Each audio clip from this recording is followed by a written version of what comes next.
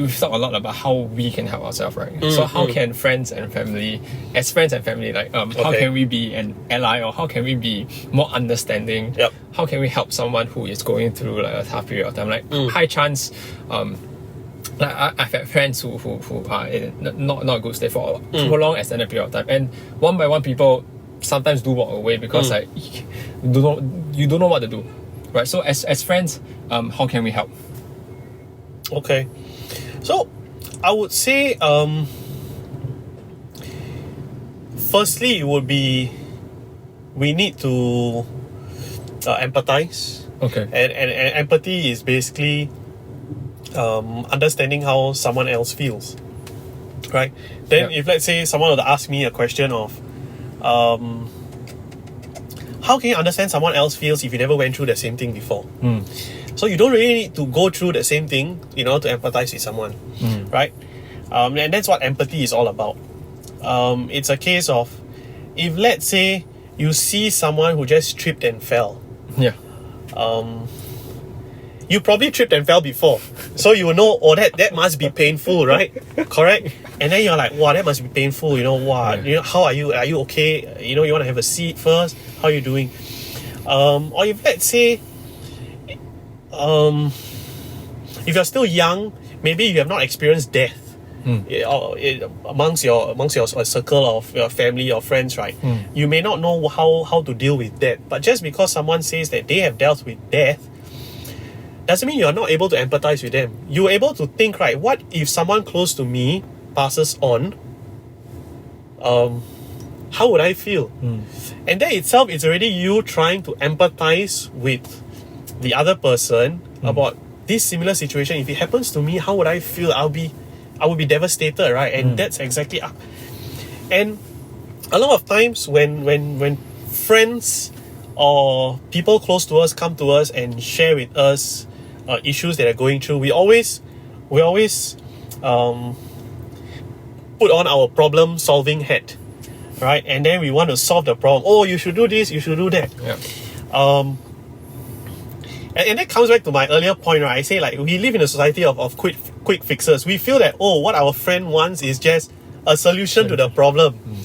But actually, they may not really need it. And most of the times, right, people that share with you problems or whatever issues that they are going through don't really need a solution, because they somehow or rather know what exactly needs to be done.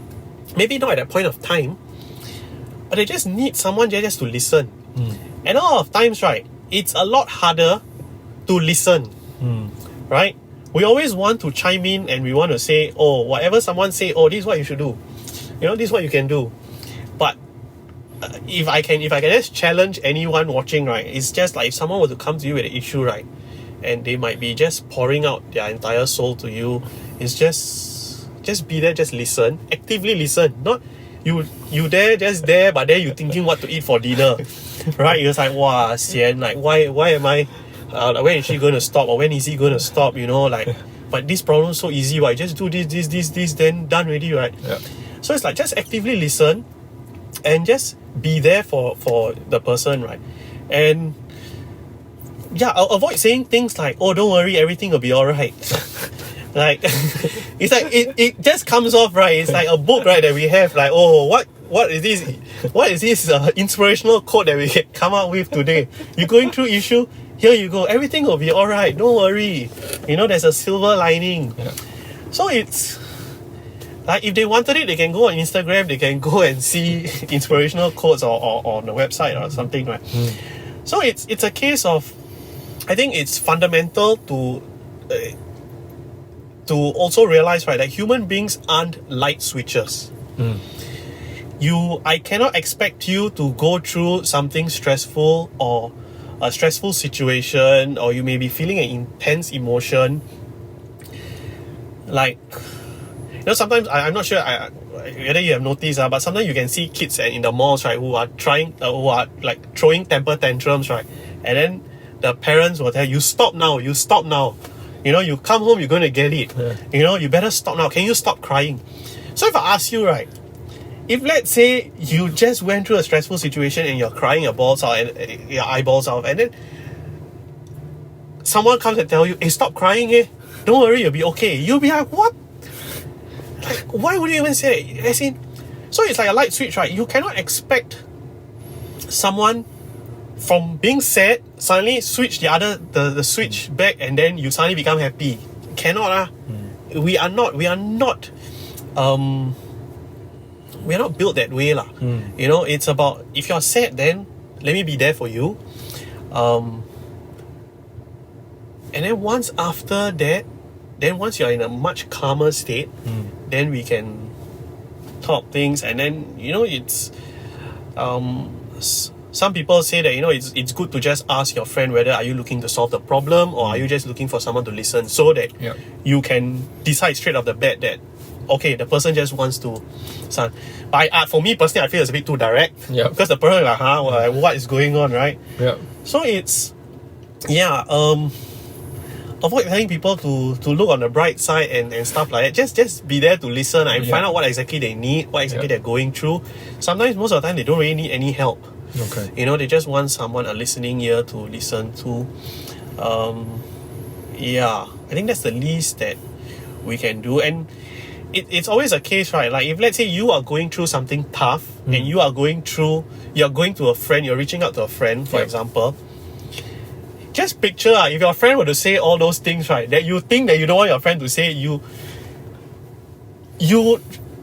try not to say that to whoever is coming to you, right? And at times we may forget that. We may think that, why our friend is saying that, but then when someone else comes to us, we feel ourselves just saying the exact same things. Correct. So okay, so we empathize, we listen, and so what happens? How do we reach out? Like, if we know, like, if let's say you know that your close friend or a friend is not feeling well, or appears to be, may not be feeling too well, but don't want to talk about it, but you know they need help.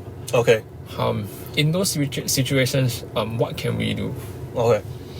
So I think another point, right? Just briefly, Should be okay. Okay. What's the question? So we got cut off over there because the camera overheated. Anyway, we are talking about how can we approach friends who, let's say, you know they need help, but maybe aren't ready to talk about it. I think there are a lot of times where you know someone needs help, but then you really just don't know how to approach the issue. So is there a good way to approach this? Yes. So I think if you know someone really needs help, I would say you can just ask them nicely, you know, whether, do you really need help? Are you okay? The person says no, then just listen to them, right? But I think another point quickly mention, right, is this, you may tell your friend that, hey, you know, if you have any problem whatsoever, you can always come to me, right? Don't worry, you can always trust me. But that doesn't mean that your friend needs to come to you.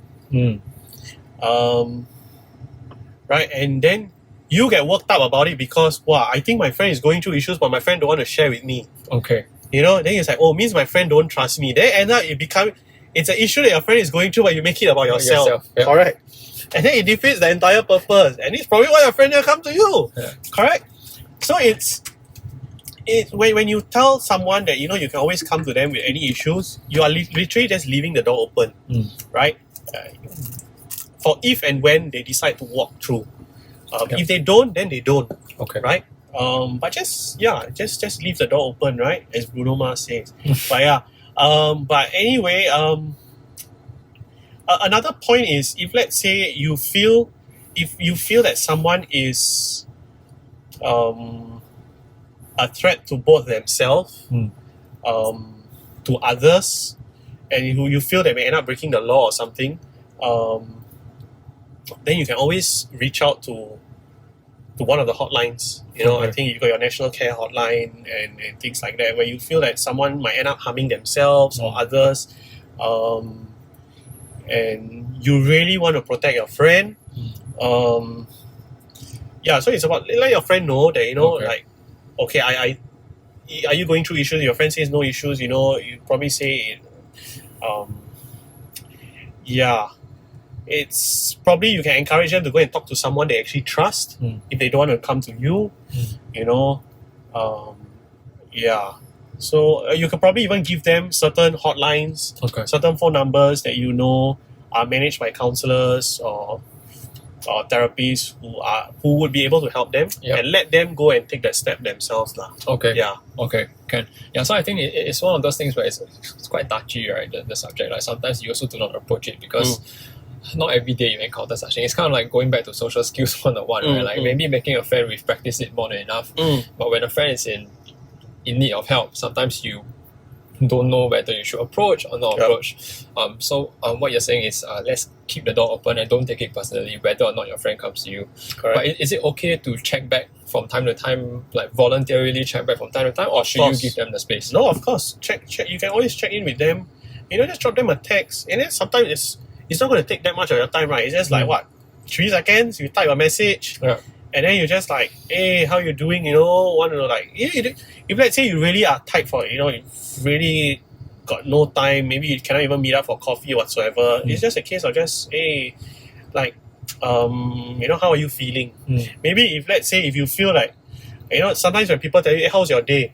You're not sure whether, do they really know they want to know how your day is? Yeah. Or it's just small talk, right? And so that's the thing, right? So if it's a case of maybe we can play around with the words and say like, how exactly are you feeling? Okay. Like, it's been a long time since you last spoke, things like that. We can always check in with them. And then see how it goes. Yeah. So usually checking in with them, go ahead. Yeah. Yeah. Okay. Is there a time? You feel that what is too much, what is too little, or like this one is cannot. I cannot tell you, there is no definite. Okay. Like, you will know your friend better. Yeah. If you feel that every day, every day you start how you feeling, confirm the friend like, wow, what's happening? What's wrong? They might probably ask you how exactly. Correct. So that one will be another. So I would think that it's like a kite. Right. You want to let a kite fly high, you still got to tug it back, and then you release a bit of string. Then you tug it back, and then you release a bit of string. So it's the same thing, right? So give your friend space. Maybe your friend just wants to try and deal with whatever issues they are facing. Yeah. Sometimes your friends may feel like, maybe I don't want to burden you with my issues. Right. And they have you. They have. They don't want you to be implicated in whatever things they're probably going through, or they don't want to burden you with certain things. So there's always a reason for that, and just be there. Just let your friend know that you're always there. Yeah. And when the time comes and they really want to come to you, they will definitely come to you. Okay. Yeah. Okay.